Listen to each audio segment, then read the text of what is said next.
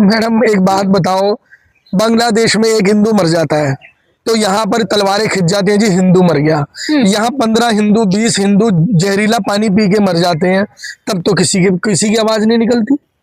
और वो अंधभक्त जो कह रहे थे कि हम कश्मीर में जाके प्लॉट खरीद रहे हैं, कश्मीर में जाके शादी करेंगे, जब कश्मीर की एक वादी को भाजपा के कार्यालय में बैठ के आरएसएस के लोगों के द्वारा गुप्त डील करके साइन कर दिया जाता है कि हमने कश्मीर की एक घाटी जो है चाइना को बेच दी है, या जब आसाम की लैंड को बेच दिया जाता है, जब सोनम वांगचुक को बंद कर दिया जाता है उठा करके, जब वो लद्दाख की आवाज उठा रहे थे, लद्दाख को बेच दिया जाता है, तब तो ये लोग बोलते नहीं है। इनको कैसा हिंदू राष्ट्र चाहिए? इनको हिंदू राष्ट्र चाहिए बेचने के लिए, इनको बेचना है, सब बेचना है।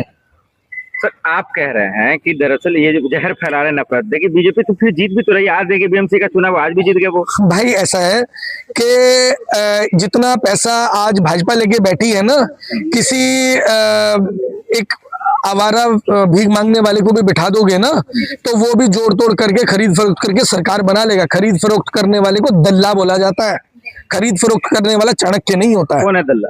अब आप बताओ कौन है जो खुद को चाणक्य कहता है? खरीद फरोख्त करने वाला तो दलाल ही होता है, हम तो ये जानते हैं अच्छी तरह। बाकी देश की जनता है, आप सब वीडियो में देख रहे हैं, कमेंट में जवाब देंगे ना कि कौन है दलाल। पैसे से बीजेपी जीत रही है। पैसा, धन बल, बाहुबल, ईडी का प्रयोग किया जा रहा है। आज मेरे पास दे दो ईडी और कल से भाजपा अगला चुनाव जीत के दिखा दे।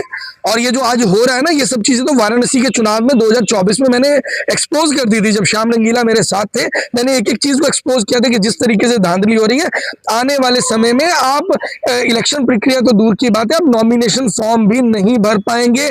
मैं इसी भारत की बात कर रहा हूं, और वो बातें जो उस वक्त कही गई थी, आज वो बातें लगभग पूरी तरीके से सच साबित हो रही है। जैसे हिंदू और हिंदू राष्ट्र बनाने की बात को आप बकलोल या अंधभक्त कह रहे हैं, उसी के बदले महाराष्ट्र में जीती अभी बीएमसी चुनाव। देखिए क्या हुआ उसके अंदर, क्या हो रहा है आप खुद देखो ना कि जिस तरीके से वोटर्स को रोका जा रहा है, वो जिस एरिया में किसी धर्म के बहुल्य वोटर होते हैं तो उनको टारगेट किया जा रहा है, डमी वोट, फर्जी वोटें बनाई जा रही हैं, ईवीएम को हैक किया जा रहा है, ईवीएम की चोरी की जा रही है।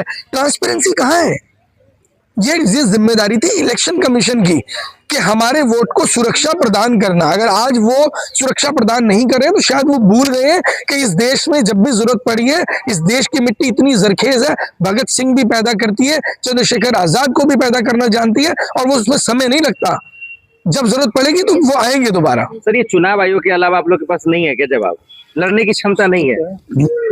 आप एक बात, चीज में चोरी, हर चीज में नहीं, देखिए जो सच है, सच को स्वीकार करने की तो आपको आदत डालनी पड़ेगी। या तो आप आंख बंद करके आप भी कह दीजिए कि आप भाजपा के लिए काम करते हैं। जिस हिसाब से आप सवाल पूछ रहे हैं, मेरे को तो यही लग रहा है कि आप पत्रकार महोदय, आप खुद जो है वो भाजपा के लिए काम कर रहे हैं। बीएमसी में जीती बीजेपी, ये सच नहीं है। कितनी धांधली हुई ये बताइए ना। कहाँ धांधली होती है? क्यों नहीं हो रही धांधली भाई? आपके सामने जो लोकसभा चुनाव थे, लोकसभा चुनाव के अंदर कितनी ऐसी सीटों के ऊपर हमने इंदौर की सीट का एक्सपोज किया, गांधीनगर सीट को एक्सपोज किया, जहां पर कैंडिडेट्स को धमकाया जा रहा था, उनको पैसे दिए जा रहे थे, उनसे पर्चे विड्रॉल करवाए जा रहे थे। महाराष्ट्र में आप आज की बात कर रहे हैं तो 15 दिन पहले रिजल्ट आया था, उसमें क्या हुआ था? अनअपोज्ड बीजेपी कैसे आ गई थी भाई? मतलब, और दूसरी बात जो बाबा साहब ने बोला था, क्या बोला था कि हम सब देश की जनता जो है वो विपक्ष होगी। और आज की तारीख के अंदर अगर आप बात करें कि मतलब ये तो फिर पूरा का पूरा भाजपा का राज होगा, फिर तो भाजपा को बोल दो भाई देश बेच दे, कश्मीर की एक वैली क्यों बेच रहे हो? पूरी वैली बेचो ना। हिंदू राष्ट्र से दिक्कत क्या होगा भाई? हम आपको क्लियर स्पष्ट शब्दों में एक बात बता रहे हैं, हिंदू राष्ट्र जहां पर हर व्यक्ति को अपने धर्म को जीने की आजादी हो, हमारी बहन बेटियों को सुरक्षा हो, आपका धर्म सुरक्षित हो, आपके बच्चे सुरक्षित हो, उनको शिक्षा मिल रही, स्कूल बंद ना हो रहे हो, शिक्षा मिल रही हो, उच्च शिक्षा मिल पा रही हो, स्वास्थ्य सेवाएं मिल पा रही हो। ऐसा ना हो किसी के माँ बाप अस्पताल में पड़े और वो 8 साल का बच्चा बेचारा बिलक बिलक कर कह रहे हैं कि जब ये मर जाएगी तब इलाज होगा इसका। इसे हिंदू राष्ट्र बोलेंगे? हिंदू राष्ट्र आप कल्पना तो बताइए, आपकी कल्पना। हिंदू राष्ट्र का कॉल अगर गलत होता है तो फिर बीजेपी आरएसएस को इतने लोग चाहते क्यों? अरे सवाल है ना भाई, चाहने की बात अलग होती है। कहते हैं कि जिस चीज का आप यहाँ पर एक ढोल वाला बुला लो, आप 50 लोग जितना मर्जी शोर करते रहो, उस ढोल की आवाज आपके शोर से ज्यादा होगी। और सभी लोग यहाँ से 200 मीटर 300 मीटर दूर तक जो लोग बैठे होंगे उनको आपकी आवाज नहीं आ रही होगी, उन्हें उस ढोल की आवाज आ रही होगी। और यही काम भारतीय जनता पार्टी कर रही है।